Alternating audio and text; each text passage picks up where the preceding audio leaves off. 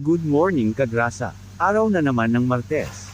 Baklas muna tayo ng injector nozzles, dahil malamig, usok nilalabas sa exhaust tin na natin panugawan, upang maayos yung angle.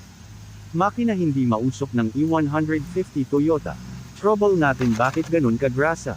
Bagong overhaul siya, palad piston, at piston ring. Baka may gusto pagawa dyan mga kagrasa PM lang.